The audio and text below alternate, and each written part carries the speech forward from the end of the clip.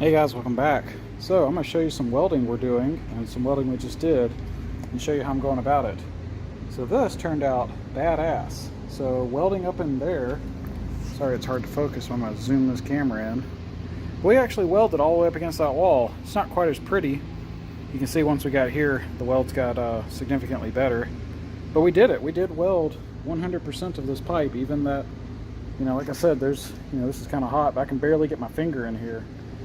And here's the TIG torch that we used, and you can see if you try to weld here, you very quickly run into, like, this won't go anymore. It's just jamming, and I can't even lay this over the way I want. So I ended up having to get it like this. So kind of a pain. And for those of you that TIG weld, you'll note I got the tungsten hanging out of here a lot. So one thing we did, I'm going to bump the pedal so you guys can see this. Here's our gas. Come on, there we go. We're at close to 30 cubic feet an hour for this itty bitty little cup, which is a shit ton of gas. But we did that to try to keep it shielded when we're in these tight spots. So this is the one I'm getting ready to weld. So this other side, let me show you. So the weld over here looks like badass. When we get over here, it's not as pretty. It looks a little lumpy. Notice how smooth this weld looks?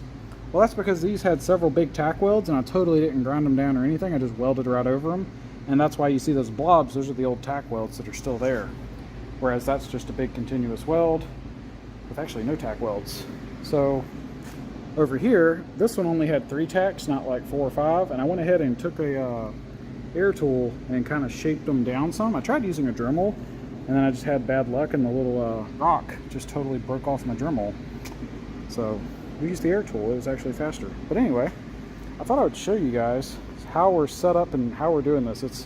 I don't have the tools to really film welding, but I'll show you. So I've got the pedal right here so I can get on the pedal.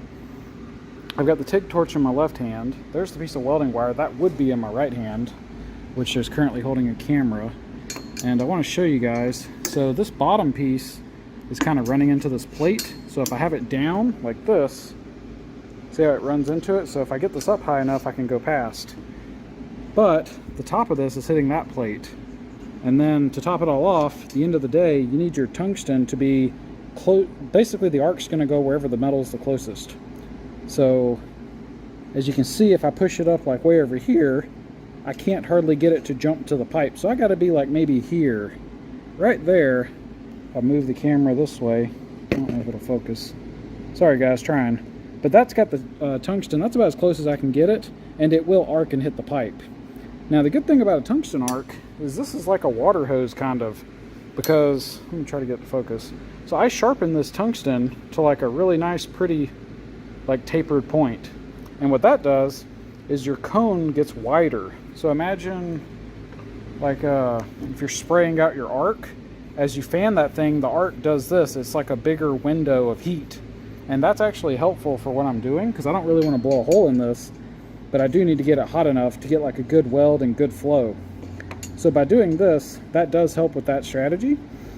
So I'm going to bring the torch in pretty much right about here. I'm going to apply some heat, dab some metal, get a puddle going, build that puddle up, and then very slowly I'm just going to pull this back, and I have to feed this kind of backwards. So I'm kind of pulling the torch this way and dumping the puddle into the cold side as I go, which isn't really ideal, but I can't get my torch. I can't do this the other way. I'll never get this in here. It's just too tight. So the point is, sometimes you have to bend the rules of welding to actually accomplish the mission. So this particular weld, we're going to pull it back to probably like this spot right here. Once we do that, I can get my torch like that and get my welding filler on this side where I can see what I'm doing. And you can see basically right about here is where that starts. So we only got to weld to there. So you can see if we keep the torch, we're just from there to here. It's a pretty short little spot, but we still have to do the other side. Man, this is going to turn into a video on its own. Some of you guys might be wondering how you would do this if you ever want to build it yourself. So from this side, I have a lot better access because this opens up. See what I mean? Whereas over there, it gets tight. So from this side, and plus this thing is on the top, it's out of my way. Although I just realized I might be able to flip that over. We'll look into that.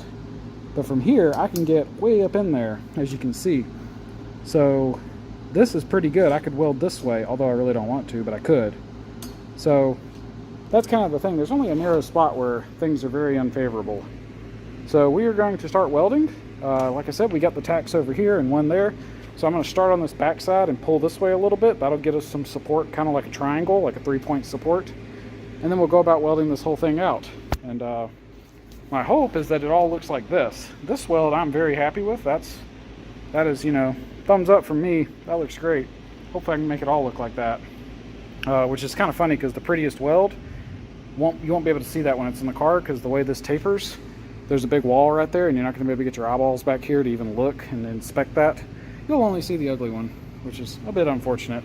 But like I said, that's the very first one. We're kind of, you know, warming up. So, but we did grind these. I expect it'll look a little better. So anyway, that's kind of how we do it. Let's see. I guess the one thing I didn't mention, I don't think it matters all that much, but I just left this from the last time. It's 147 amps. And I was standing on the pedal all the way occasionally, but you don't actually weld with that many amps. I don't know, you can't see the number when you're welding, but I mean, I was probably welding this with like 120, 110, 120 amps. But yeah, you do kind of start off, I start off a little slow, make sure the arc's where I want it. I'm building up some heat. I get a little bit of a puddle going, and then I kind of just like dab a bunch of metals, stand on the pedal, and quickly throw some heat in and get a nice puddle and start moving. You know, kind of the goal is you want to go hot and fast. So that's the way I weld.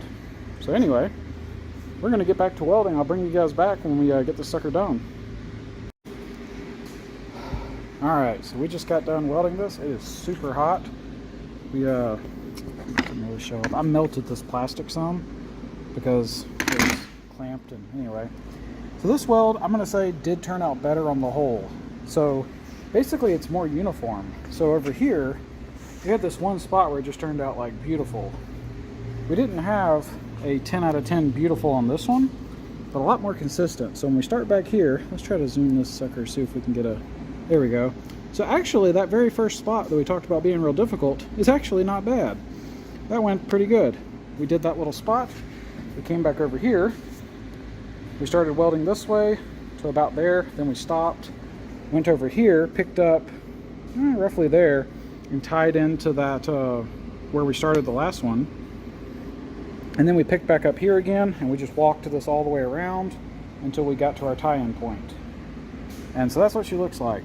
And I'm pretty happy with that. It's good enough that it'll pass. It's not, like I said, this isn't my best work, but it's fine. It's structurally okay. The welds went pretty well, and you're always, you know, you're pretty much always going to have some ripple. That's kind of like part of it. It's not quite as uniform. Like, let's try to zoom in and focus on this.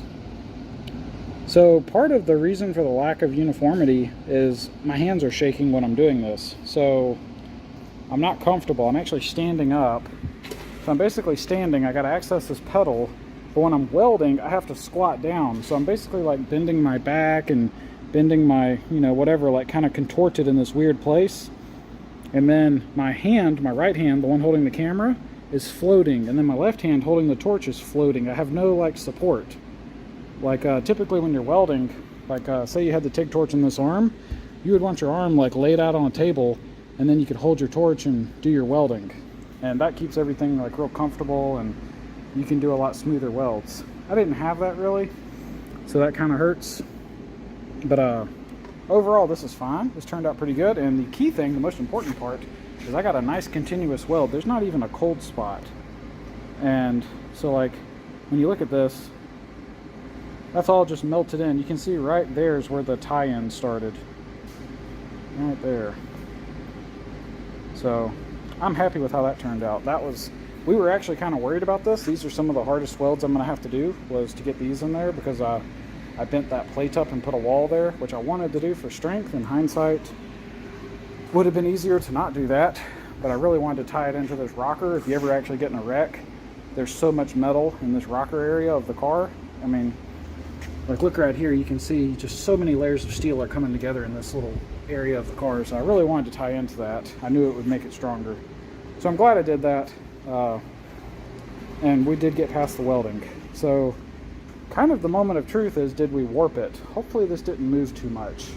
The truth is, if it moved a little, it doesn't really matter. We're still building everything else to this. So like say you want this to be 90 degrees and it's really 89. That's enough that if you really looked at it, you could see it. Most people will never notice, and functionally it doesn't matter.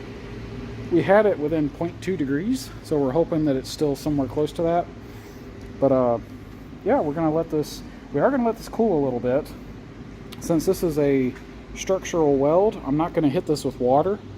I'm gonna let it cool by air, just as a safety thing. I don't wanna, for those of you who, y'all probably all know this, but sometimes on metals, when you quench them really quickly, they can become harder. It changes the hardness. Like, that's actually how it's like it's a process for, it doesn't work on everything. Like copper, if you heat copper up and quench it, it gets soft.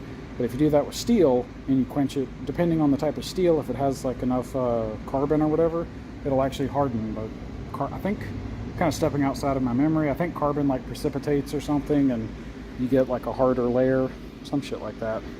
But anyway, we're not going to do that. We're going to let the stuff air cool. Probably take like 20 minutes or so to get cool enough to handle. And then we're going to slap it in the car and see how she looks. Actually, in the meantime, I can go ahead and grind these little tack welds off because I had this tack welded to the car.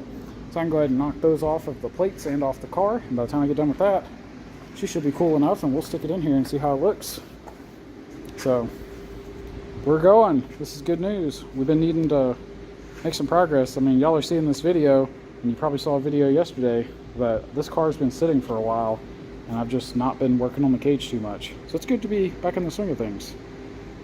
Anyway, I'll bring you guys back, and if not, actually I should probably wrap this up for this video. So until next time, y'all take it easy.